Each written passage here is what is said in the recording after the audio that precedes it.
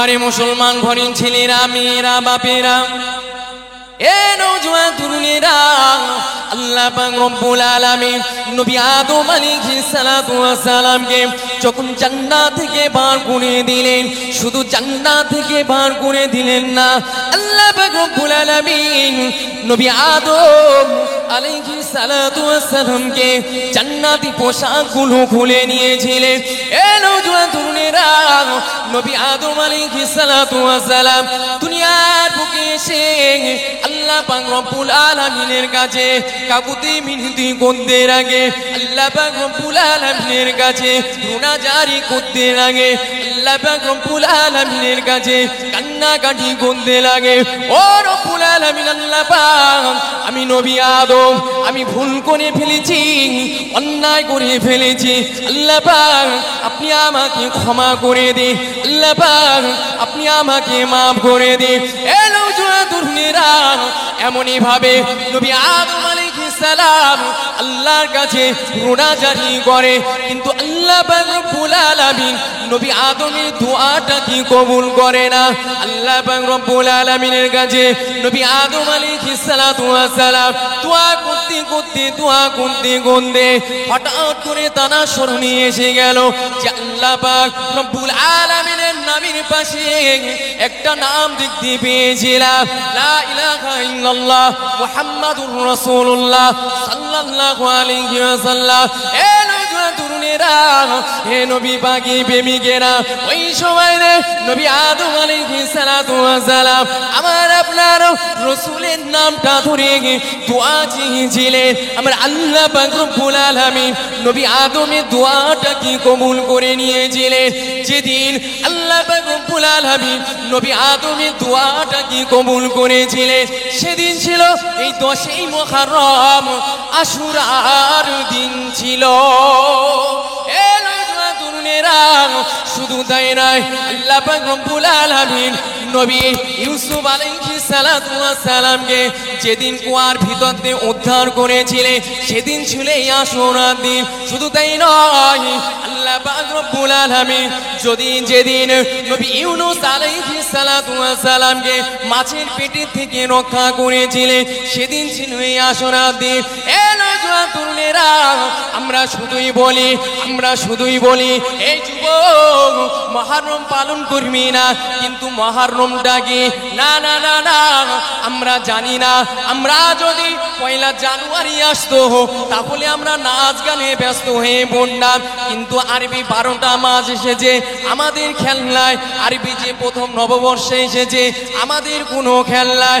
এ নওজোয়ান তরুণেরা, কিতাবের মধ্যে পাওয়া যায় রাসূলুল্লাহ সাল্লাল্লাহু আলাইহি ওয়াসাল্লাম যখন মক্কা থেকে মদিনায় হিজরত করলেন, মদিনায় হিজরত করে দেখলেন সেখানেকার ইহুদিরা সেখানেকার ইহুদিরা আপনার কিনা রোজা আদায় করছে।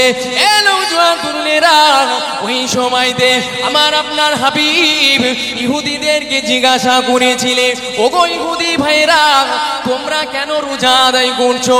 ওই সময় ইহুদিরা বলেছিলেন, ইয়া রাসূলুল্লাহ হাবিবাল্লাহ, ইয়া রাসূলুল্লাহ হাবিবাল্লাহ, এই আশুরা দিনেতে আল্লাহ পাক রব্বুল আলামিন আমাদের নবী মুসা আলাইহিস সালাতু ওয়াস সালামকে ফেরাউনের হাত থেকে রক্ষা করেছিলেন, আর ফেরাউনকে নীল নদের পানিতে ডুবি মেরেছিলেন।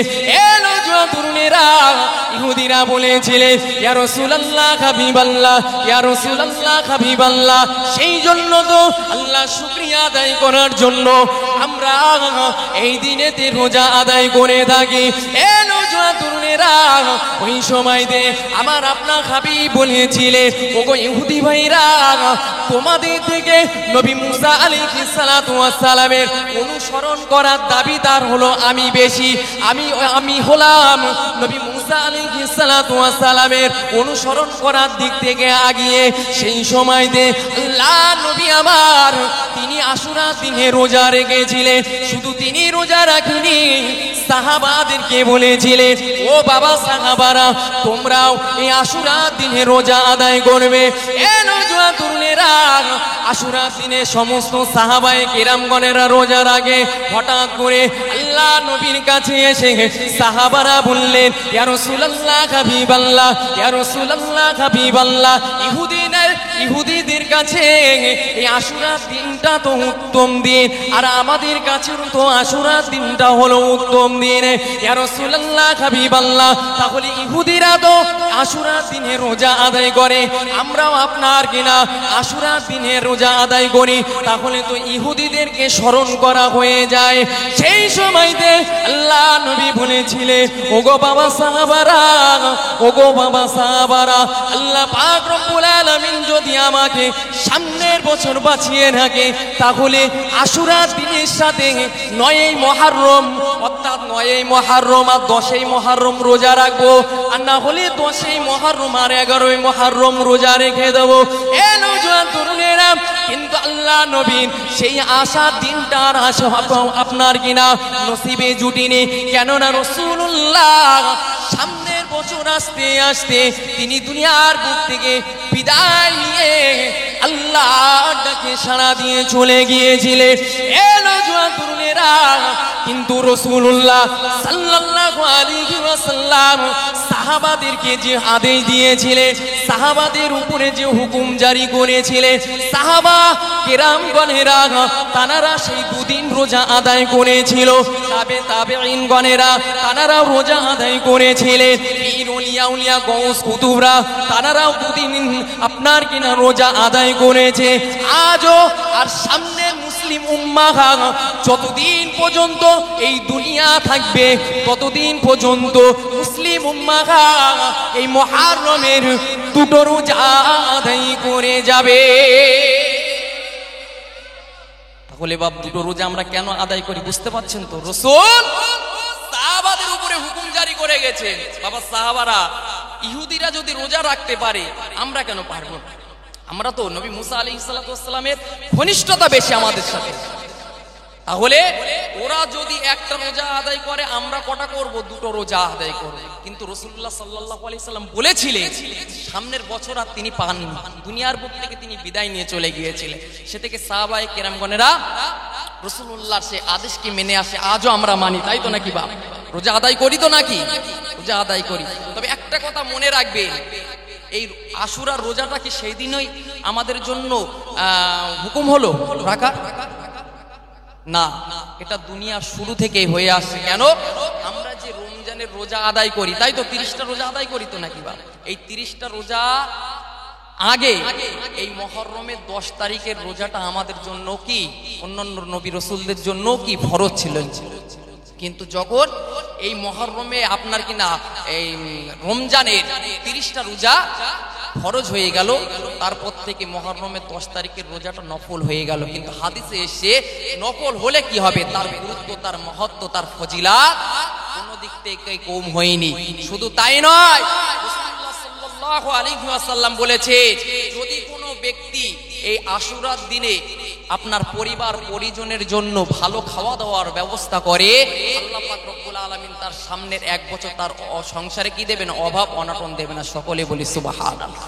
অনেক ফজিলত আছে বাবা, অনেক ঐতিহাসিক ঘটনা এই দিনে সংঘটিত হয়েছে। কিন্তু তার মধ্যে সবথেকে যেটা মর্মাহত, যেটা আমরা যেটা নিয়ে বেশি শোকাহত, আপনার মুসলিম উম্মাহার অন্তরে যেটা আপনার দাগ কেটে আছে, সেটা হলো রাসূলুল্লাহ সাল্লাল্লাহু আলাইহি ওয়াসাল্লামের কলিজার টুকরা ইমামে হোসাইন রাদিয়াল্লাহু তাআলা আনহুকে কি করেছিলেন বা? ইয়াজিদ বাহিনী শহীদ করে দিয়েছিলেন, তাই তো নাকি বা? জি। কিন্তু মনে রাখতে হবে, আজ আমাদের নেতাকে হযরতে হোসাইন রাদিয়াল্লাহু তাআলা আনহু, তাকে আমরা নেতা বলে মানি, তাই তো নাকি বা? জি, নিঃসন্দেহে নেতা বলে মানি। কিন্তু এক শ্রেণীর মানুষ বার হয়েছে, নেতার নামে 12টা বাজিয়ে দিচ্ছে, ঠিক কিনা? দেখেন না সমাজের বুকে, দেখেন না কেমন ভাবে তাজিয়া বার করছে, আপনার লাঠি সুটা নিয়ে, আপনার কিনা দা খুন্তা নিয়ে, কিভাবে মানে তারা এমন মানে এমন ব্যবহার করছে যেন তারাই হুসাইন ভক্ত, আমরা কেউ না। বাপ ওটা করা কি শরিয়াতে জায়েজ? হুসাইন রাদিয়াল্লাহু তাআলা আনহু কি তিনি কি বলে গিয়েছিলেন যে আমার মৃত্যুর পরে তোমরা এমন কাজ করবে? কিন্তু রাসূলুল্লাহ সাল্লাল্লাহু আলাইহি সাল্লাম তো তিনি আগে থাকতেই জানতেন যে হযরত হুসাইন কারবালার ময়দানে শহীদ হয়ে যাবে। রাসূলুল্লাহ তো বলতে পারতেন যে আমার হুসাইনের জন্য তোমরা এমন এমন করবে, বলেছেন রাসূলুল্লাহ? বলেনি। তবে একটা কথা মনে রাখবেন, আজ সমাজের বুকে দেখা যায় হযরত হুসাইন রাদিয়াল্লাহু তাআলা আনহুকে ভালোবাসতে গিয়ে, মহাব্বত করতে গিয়ে কি করি আমরা, কিছু কিছু সাহাবায়ে কেরামগণদেরকে গালিগালাজ করে থাকি, ঠিক কিনা? যেমন তার মধ্যে হযরতে মুয়াবিয়া রাদিয়াল্লাহু তাআলা আনহু। কেন? মুয়াবিয়া রাদিয়াল্লাহু তাআলা আনহুর পুত্র কে ছিলেন বাপ? ইয়াজিদ, তাই তো নাকি?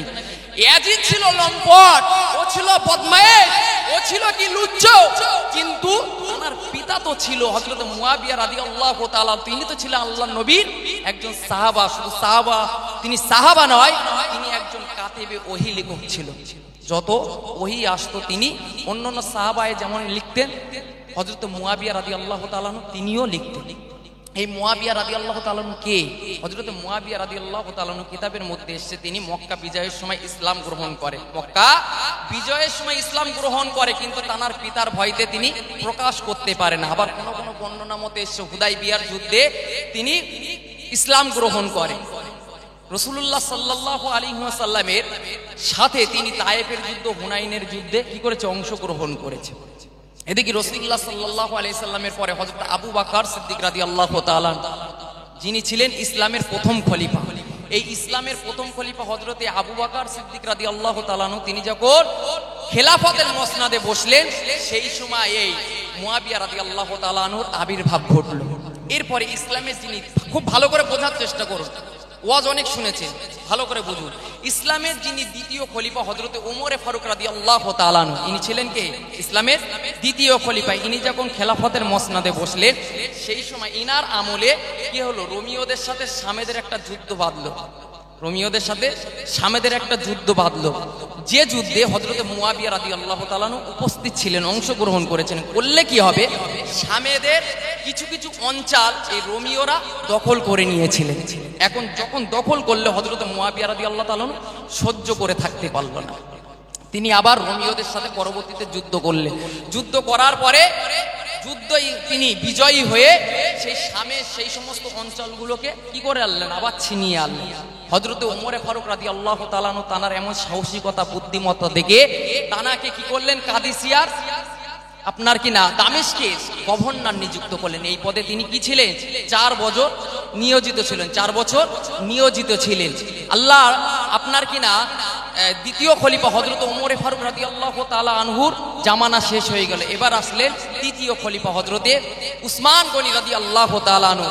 তানার জামানায় যখন আসলেন, এই উসমান রাদিয়াল্লাহু তাআলা আনহু আপনার শাম দেশের শাসনকর্তার দায়িত্ব দিয়ে দিলেন হযরত মুয়াবিয়া রাদিয়াল্লাহু তাআলা আনহু। এক কথায় হযরত উসমান গনি রাদিয়াল্লাহু তাআলা আনহুর জামানায় যত যুদ্ধ হয়েছে তার মধ্যে সবথেকে হলো অবদান বেশি হলো হযরতে মুয়াবিয়া রাদিয়াল্লাহু তাআলা আনহু। কিন্তু দুঃখের বিষয় হলো হযরত উসমান গনি রাদিয়াল্লাহু তাআলা আনহু দুনিয়ার বুক থেকে বিদায় নিলেন, অর্থাৎ তানাকে শত্রুপক্ষে কি করে দিলেন? শহীদ করে দিলেন। খেলাফতের মসনদে বসবে কে? হযরতে আলী রাদিয়াল্লাহু তাআলা আনহু, তিনি খেলাফতের মসনদে বসলেন। কিন্তু তিনি খেলাফতের মসনদে বসে তানার একটা দায়িত্ব ছিল কি, যে তিনি একটা চিন্তা ভাবনা করেছিলেন হযরত উসমান রাদিয়াল্লাহু তাআলা আনহুকে কে হত্যা করলো, সেই হত্যাকারীকে বের করে তাকে দৃষ্টান্তমূলক শাস্তি দিলেন। আরে মুসলমান ঘনি ছেলেরা, মেয়েরা, বাপেরা, এ নওজোয়ান তরুণেরা, এ নবী পাকের প্রেমিকেরা, হযরতে আলী রাদিয়াল্লাহু তাআলা আনহু যখন খেলাফতের মসনদে বসলেন, এ নওজোয়ান তরুণেরা খেলাফতের মসনদে বসে এদিকে সমস্ত গভর্নরদেরকে সরিয়ে দিলেন, দায়িত্ব থেকে সরিয়ে দিলেন, সমস্ত সেনাবাহিনীদেরকে দায়িত্ব থেকে সরিয়ে দিলেন, নতুন নতুন গভর্নর, নতুন নতুন সৈনিকদেরকে আবার দায়িত্বে বসালেন। কেননা হযরতে আলী রাদিয়াল্লাহু তাআলা আনহুর চিন্তা ভাবনা ছিল হযরতে উসমান রাদিয়াল্লাহু তাআলা আনহুকে যারা হত্যা করেছে এদেরকে দৃষ্টান্তমূলক শাস্তি দেওয়া। এ নওজোয়ান তরুণেরা, তরুণেরা সেই সময়তে হযরতে মুআবিয়া রাদিয়াল্লাহু তাআলা আনহু তিনি 20 বছর আপনার কিনা শামের রাজত্ব করে যাচ্ছে। এমনকি হযরতে মুআবিয়া রাদিয়াল্লাহু তাআলা আনহুকে আপনার গভর্নরের দায়িত্ব থেকে সরিয়ে দিলে হযরতে মুআবিয়া রাদিয়াল্লাহু তাআলা আনহুর অনুরাগীরা সহ্য করতে পারল না। হযরতে আলী রাদিয়াল্লাহু তাআলার উপরে রাগান্বিত হয়ে গেল। তরুণেরা এদিকে হযরতে আলী রাদিয়াল্লাহু তাআলা আনহু উসমান হত্যাকারী খুঁজছে। এমন সময়তে হযরতে মুআবিয়া রাদিয়াল্লাহু তাআলা আনহুর অনুরাগীরা হযরতে আলী রাদিয়াল্লাহু তাআলা আনহুর উপরে রাগান্বিত হয়ে হযরতে উসমান রাদিয়াল্লাহু তাআলা আনহুর একটা রক্তমাখা জামা নিয়ে সমাজের মধ্যে বিভ্রান্ত সৃষ্টি করতে লাগলো। তারা বলতে লাগলো, এ গ্রামবাসী, এ দেশের মানুষেরা হযরত উসমান রাদিয়াল্লাহু তাআলা আনহুকে হত্যা করেছে হযরতে আলী রাদিয়াল্লাহু তাআলা আনহু। কিন্তু না হযরতে আলী রাদিয়াল্লাহু তাআলা আনহু তিনি তো এমন কাজ করেনি।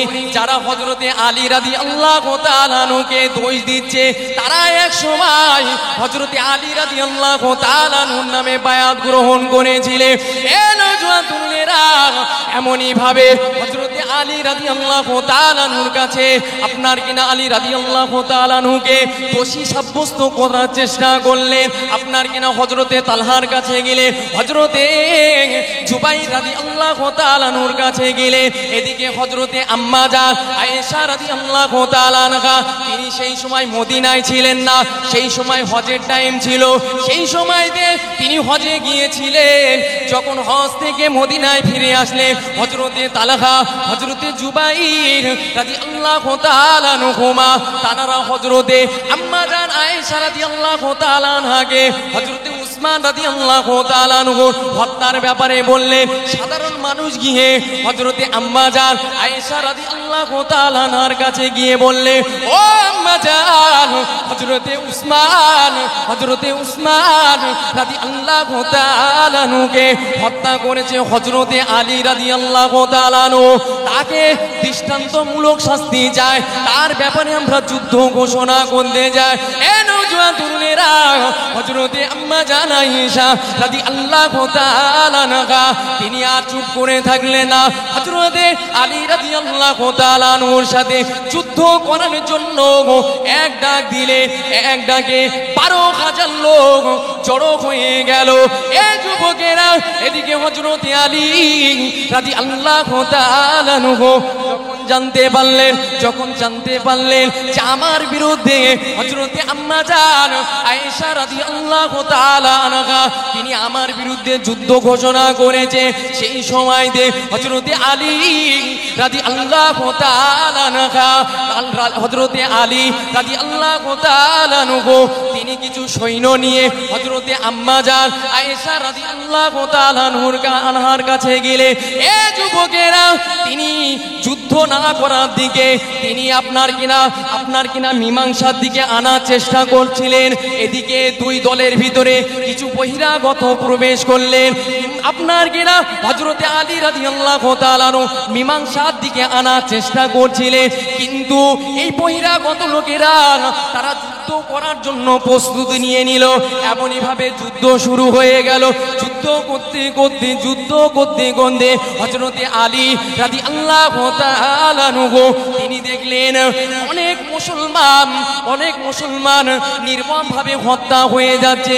ওই সময়তে হযরতে আলী রাদিয়াল্লাহু তাআলা তিনি যুদ্ধটাকে বন্ধ করে দিয়ে হযরতে আম্মা জান আয়েশা রাদিয়াল্লাহু তাআলা আনহার উটের সামনে দু পা কেটে দিলেন, আপনার কিনা শিরা কেটে দিলেন। এই যুবকেরা এটাই হলো সিফফিনের যুদ্ধ নামে প্রসিদ্ধ, এটাই হলো সিফফিনের যুদ্ধ, এটাই হলো জঙ্গে জামাল নামে খ্যাত।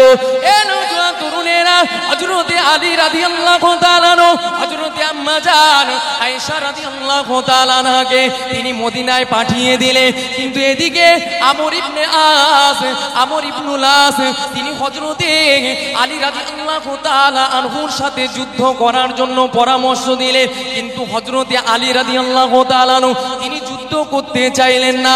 কিন্তু আমর ইবনুল আসের সেনাবাহিনীরা হযরতে আলী রাদিয়াল্লাহু তাআলা আনহুর সাথে যুদ্ধ করার জন্য উঠে পড়ে লেগেছে, এমনকি যুদ্ধ শুরু করে দিয়েছে। এ নওজোয়ান তরুণেরা যুদ্ধ লেগে গেল। যুদ্ধ করতে করতে করতে করতে হযরতে আলী রাদিয়াল্লাহু তাআলা আনহু জয়ী হয়ে গেলেন, বিজয়ী হয়ে গেলেন।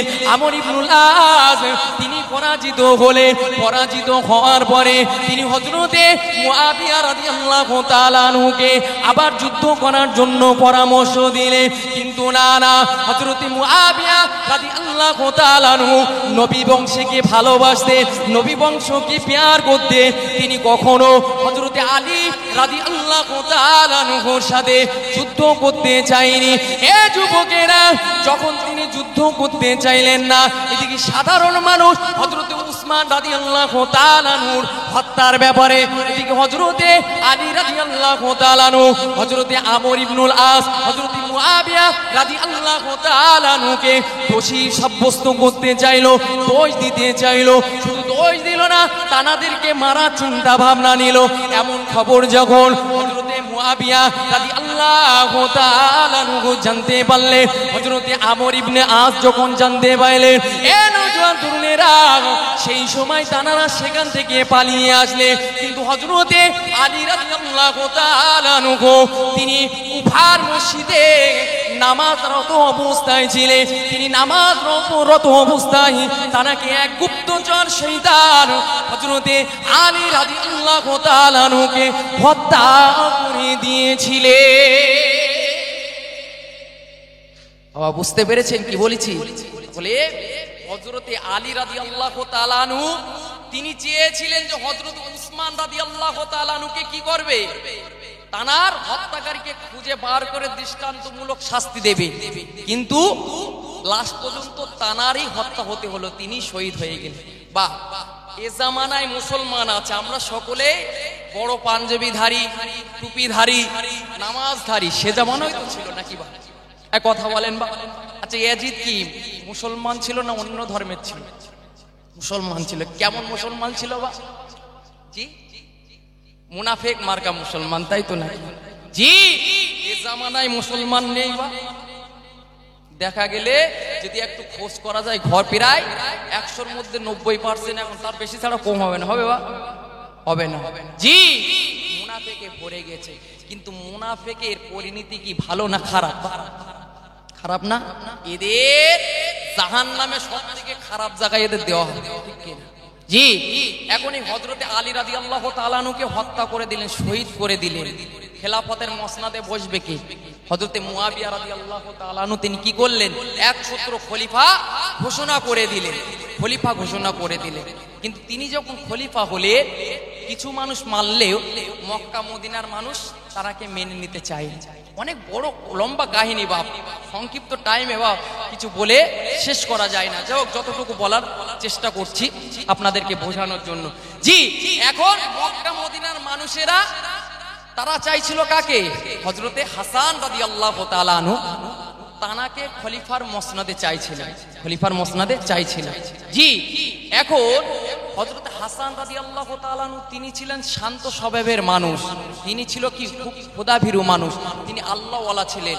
তিনি ঝামেলার মধ্যে জড়াতে চাইতেন না। জি, এখন যখন মক্কা মদিনার মানুষ তানাকে চাইছে, ওদিকে খলিফা হিসাবে মুআবিয়া রাদিয়াল্লাহু তাআলা আনহু খেলাফতের মসনদে বসে গিয়েছে। তিনি চাইলেন, তিনি বললেন যে আমি খেলাফতের মসনদে বসবো না। কিন্তু এই মক্কা মদিনার মানুষদের খুব জোর জবরদস্তির কারণে তিনি খেলাফতের ময়দানে বসলেন। কিন্তু তিনি যখন খেলাফতের ময়দানে বসলেন, বনি উমাইয়া তাদের অত্যাচারও বেড়েই গেল। তার মানে কি, হযরত হাসান রাদিয়াল্লাহু তাআলা আনহু শান্তপ্রিয় মানুষ, তানার মতন মানুষ দেশ চালাতে পারছে না। কি হচ্ছে, পরিস্থিতি আরো খারাপের দিকে যাচ্ছে। তিনি 6 মাস যাবত কি করলেন, খেলাফতের আসনে বসলেন। তিনি যখন দেখলেন আমার দ্বারা সম্ভব নয়, তিনি তখন হযরতে মুআবিয়া রাদিয়াল্লাহু তাআলা আনহুর খেলাফত ন্যস্ত করলেন। তিনি কিছু শর্ত দিয়েছিলেন। শর্তগুলো কি? হে হযরতে মুআবিয়া, আপনি খেলাফতে বসুন, তবে শর্ত হলো আপনার খেলাফতের পরে হযরতে হাসান রাদিয়াল্লাহু তাআলা আনহু তিনি খেলাফতের ময়দানে বসবেন। হযরতে হাসান রাদিয়াল্লাহু তাআলা আনহু আর হযরতে হাসান রাদিয়াল্লাহু তাআলা আনহু হযরতে মুয়াবিয়া রাদিয়াল্লাহু তাআলা আনহুকে শর্ত দিলে, ও মুয়াবিয়া, তোমার খেলাফতের পরে আমি হাসান জানিয়ে দিলাম তোমার বংশের ভিতরে কেউ খেলাফতের মসনদে বসতে পারবে না। যার সাথে তোমার রক্তের সম্পর্ক রয়েছে এমন ব্যক্তি খেলাফতের মসনদে বসবে না। তৃতীয় নম্বর শর্ত শুনে রেখে দেন, জেনে রেখে দেন, আল্লাহ নবীর বংশের উপরে অত্যাচার জুলুম করতে পারবে না।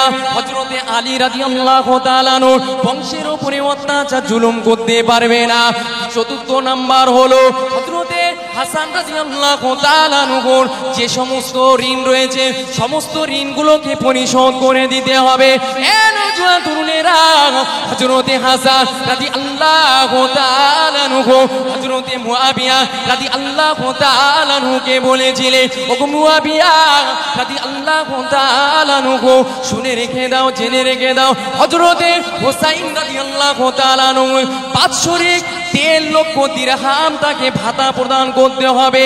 এমন কথা বলার পরে নওজোয়ান তরুণেরা হযরতে হাসান রাদিয়াল্লাহু তাআলা আনহু বললেন, ওগো মুয়াবিয়া, শুনে রেখে দাও, জেনে রেখে দাও, যদি এই সত্যগুলো তুমি ভঙ্গ করো তাহলে সাধারণ মানুষ তাদের ভোটের মাধ্যমে তারা তাদের গভর্নর নিযুক্ত করতে পারবে, খলিফা নিযুক্ত করতে বলবে। এই বলে হযরতে হাসান রাদিয়াল্লাহু তাআলা আনহু তিনি হযরতে মুয়াবিয়া রাদিয়াল্লাহু তাআলা আনহুর কাছে খেলাফতের দায়িত্বটা দিয়ে মদিনায় চলে গেলে, মদিনায় গিয়ে তিনি আল্লাহ ধ্যানে মগ্ন হয়ে গেলে। নওজোয়ান তরুণেরা, এমনই ভাবে 1 বছর পার হয়ে গেল। এদিকে যে হযরতে হাসান রাদিয়াল্লাহু তাআলা আনহু হযরতে মুয়াবিয়া রাদিয়াল্লাহু তাআলা আনহুকে বলেছিলেন বছরে বছরে 1.5 লাখ দিরহাম ভাতা দিতে হবে। এদিকে 1 বছর হয়ে গেল, তখনও পর্যন্ত কিছুই দেয়নি।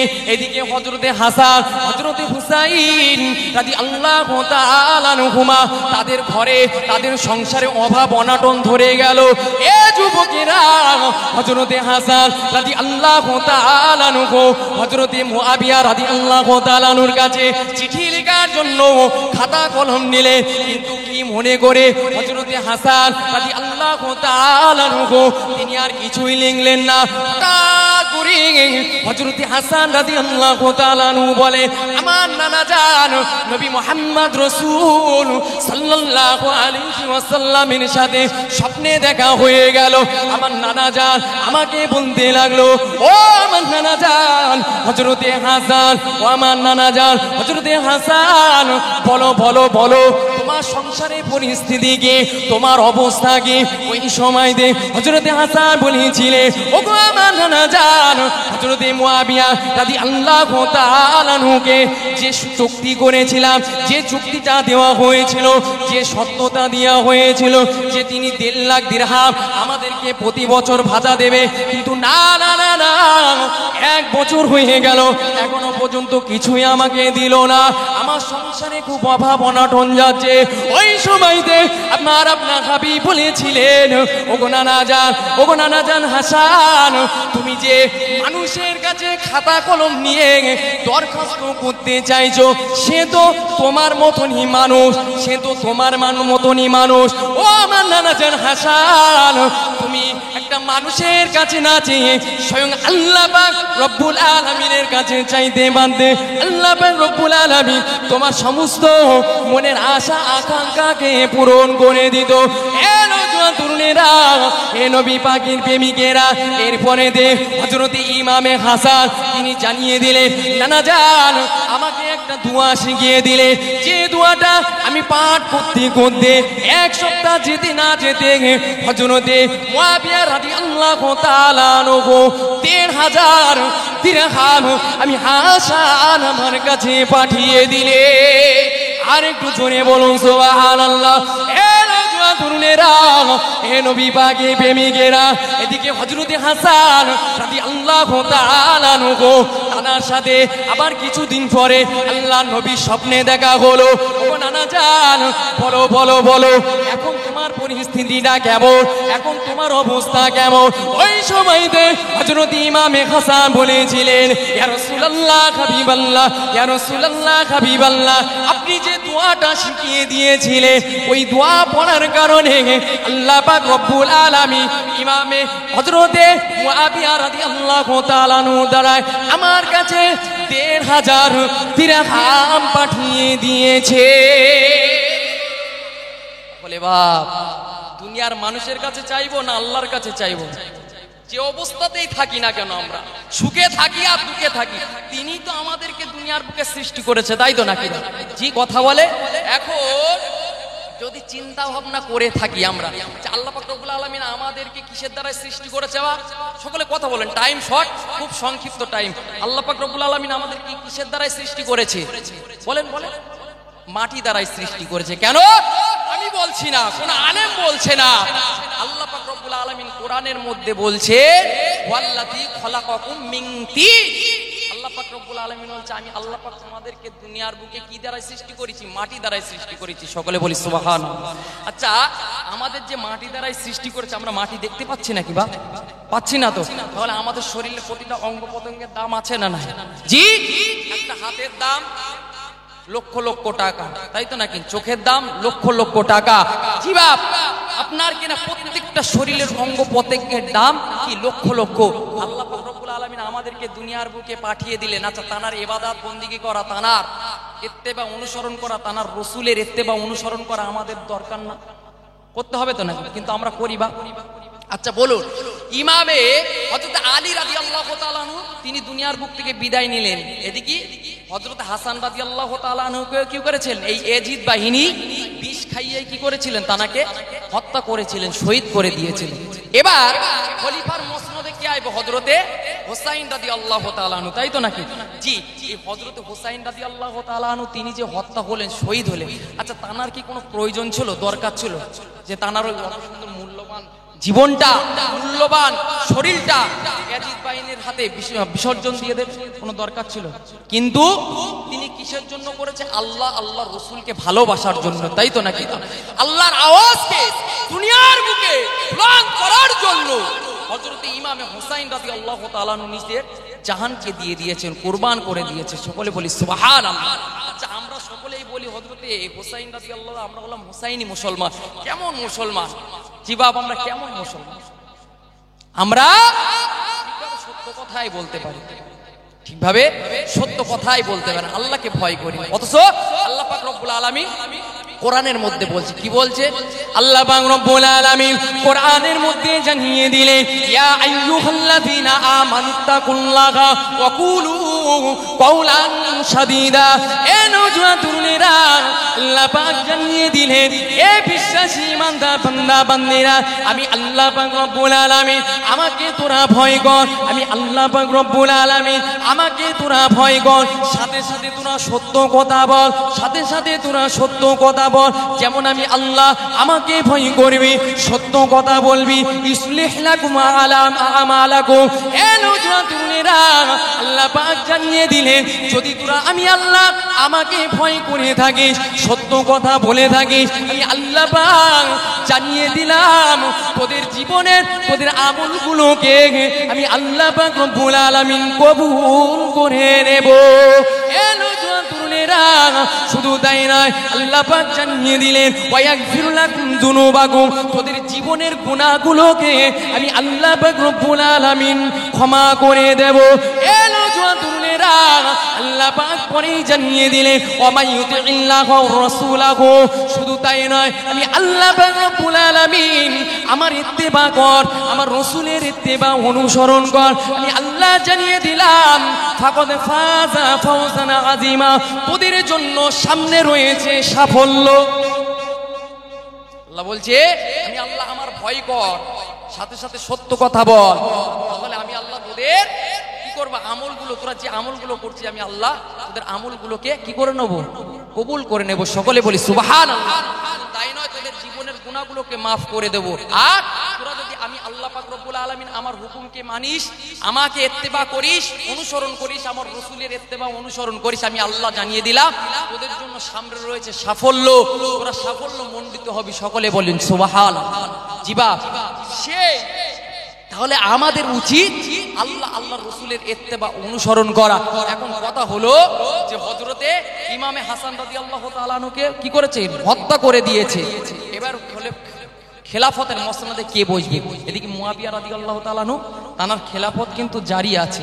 জি, তিনি যখন বৃদ্ধ বয়স হয়ে গেল, তানার খেলাফতের সময় শেষ হয়ে গেল, তিনি দেখলেন রাজ্যের পরিস্থিতি একেবারেই খারাপ, নড়বড়ে। তার মানে কি তানার দ্বারা আর রাজ্য চালানো সম্ভব হচ্ছে না।